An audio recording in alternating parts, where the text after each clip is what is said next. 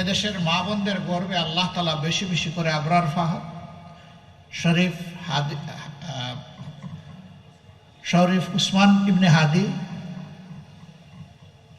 আবু সাইদ, এদের মতো বীর আল্লাহ বেশি বেশি করে আপনাদের গর্বে আমাদের জন্য আল্লাহ উপহার দিন। মায়েরা যখন সন্তান নয় বীরের জন্ম দিবে, এই দেশ হবে বীরের জাতির দেশ ইনশাআল্লাহ। আজকে মায়েরা ন্যায়ের পক্ষে, সত্যের পক্ষে, মানবতার পক্ষে আল্লাহর দ্বীনের আওয়াজ তুলতে ঘরে ঘরে যান।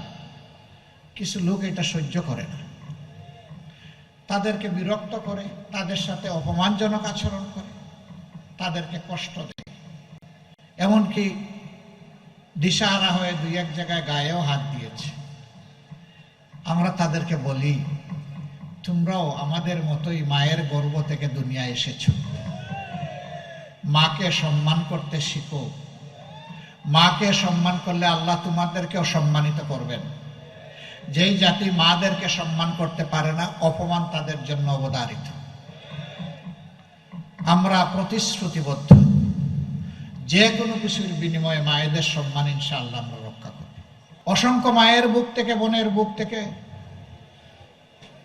সন্তানের বুক থেকে তাদের আপনজনকে তুলে নিয়ে বছরের পর বছর আয়না করে রাখা হয়েছে, গুম করে রাখা হয়েছে। বেশিরভাগকে আলহামদুলিল্লাহ আমরা ফেরত পেয়েছি, হয় জীবিত অথবা লাশ হিসাবে। কিন্তু কিছু আল্লাহর বান্দা এখনো রয়ে গেছেন। এই কুষ্টিয়া ইসলামী বিশ্ববিদ্যালয়েরও দুইজনকে আমরা এখন পর্যন্ত পাইনি। এরকম আরো 8 জন যাদেরকে এখনো আমরা খুঁজে পাইনি। আমরা যখন তাদের প্রিয়জন আপনজনের সাথে মিলিত হই, তখন তারা বলেন, ও কি বেঁচে আছে? যদি বেঁচে থাকে তাহলে কোথায়? আমার বুকের দন আমার বুকে ফিরে আসবে কি? আর যদি বেঁচে না থাকে, আমার সন্তানের কবরটা কোথায়? তাকে না পাই, অন্তত কবরের মাটিটা ছুঁইতে চাই। এই লোকগুলা সবচেয়ে বড় মজলুম। তারা জানে না আপনজন লোকটি বেঁচে আছেন অথবা নেই।